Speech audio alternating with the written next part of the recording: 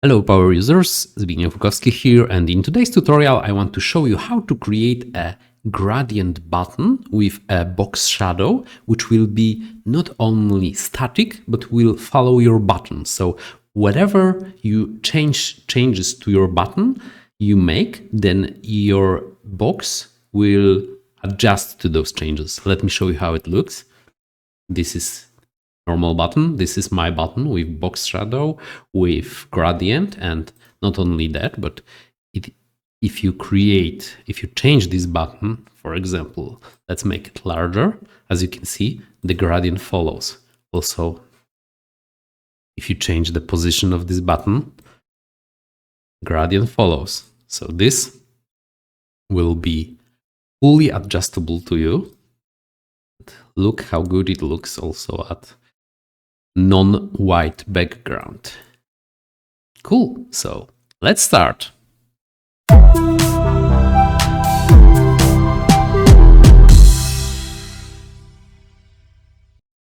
Okay, so first of all, we need to grab from this group about our button. Let's copy it. Great. Let's change to button test YouTube shadow. Cool.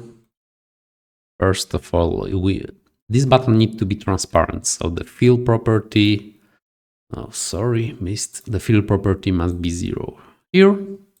Okay, cool. Now let's insert a classic HTML text. Up. Let's move it here. Let's create a group. Cool. Now this HTML text will need to change some properties. First, the button must be reordered to front of the group. Then the padding must be changed to 0 everywhere. Up, up, up. Now we want to create a variable. I will do it on the app start screen on start. You can do it with regular values. If you do, I propose you do it with 20 because this is created for the standard 20 value. This will be the margin of our shadow. So on the start, let's go and let's set our variable. Cool. Up. Let's run on up and start. Create a value of our variable. Let's go with the HTML text and adjust the text. Let's adjust the position. So the position should be tied to our button. So button x is our x minus 20, minus our variable, because this will be our margin. So we will need to move this to left, to top, so the shadow would be visible. And in the position, we will need to adjust the position twice the margin value on the bottom and on the right. Okay, cool. Let's do it with the other values. So let's go here and tie it to our button. Up, minus chops. Cool. Yeah, it's working. Now the size. So width should be our button width plus double the value of our variable.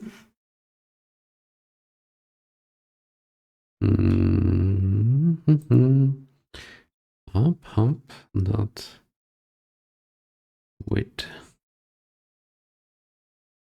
Cool. And our height need to be button dot height plus 2 times our variable. Okay, so if this is tied correctly, then if I move the button, as you see, our HTML control move also. Great. So now let's go with the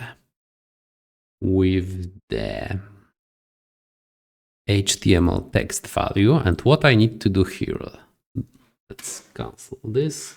Let's start with div style.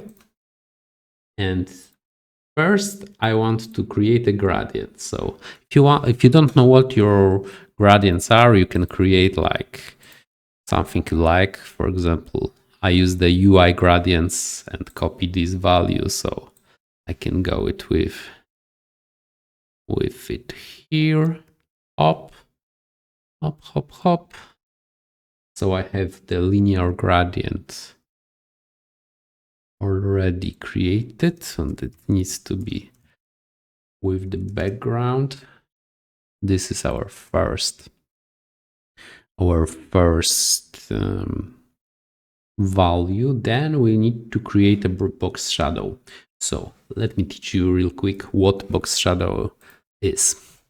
The box shadow property will be our shadow, so will be our gray. I created a button already here, and in this property, I have the box shadow 3 pixels, 5 pixels, 20 and 0. This is the position from right to left. So if I change this position, let me do it real quick. As you can see, the shadow is moving to the right. Let me go back. This position makes shadow move to the bottom.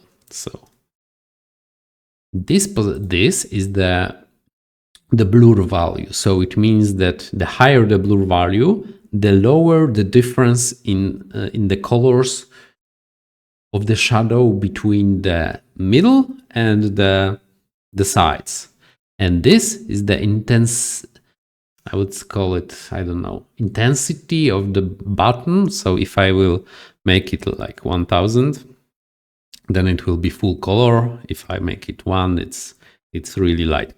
And this is the color of our shadow, plus the transparency. Okay, so let's move to our HTML text. I've just copied those values. You can experiment with your own, but usually I want this to be on a level of the margin, and don't change these values too much, because then your shadow will be more squarish. It will be more square, and you need this cool circular look in your shadow, because if you don't keep it, it will be unprofessional. Okay, so now let's go with the margin. And the margin will be, of course, our variable. So let's place it here.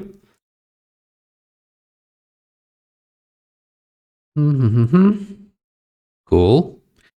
So I'm dropping from the text, then I'm placing value of my parameter, my variable, then I'm going to the text again and starting the text. And then we'll do the same with width and height.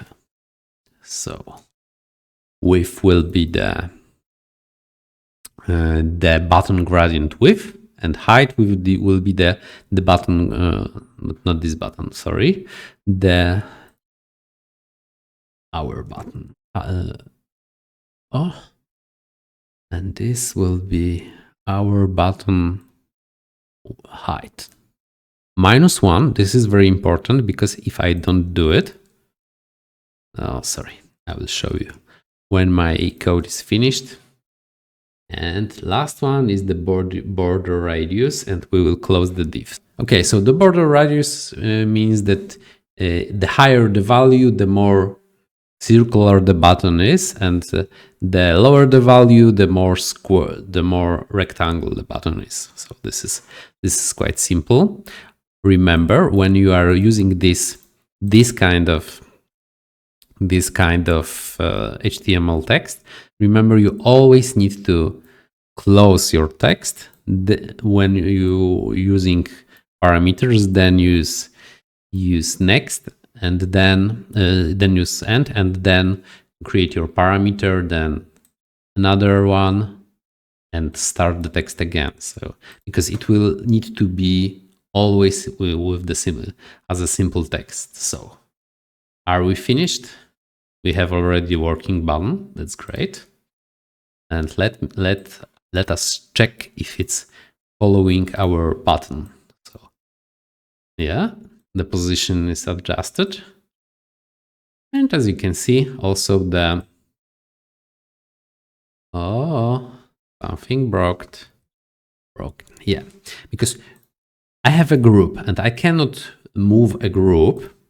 What I will need to do is to move your button, just the button. Remember, those position and size need to be fixed value, need to be grayed out. If you, for example, change this by accident, then this will be white, like the padding here. So remember, if you do it, start from the beginning. So create the button on your admin screen.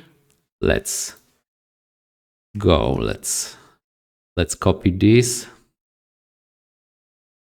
Let me go to the admin screen.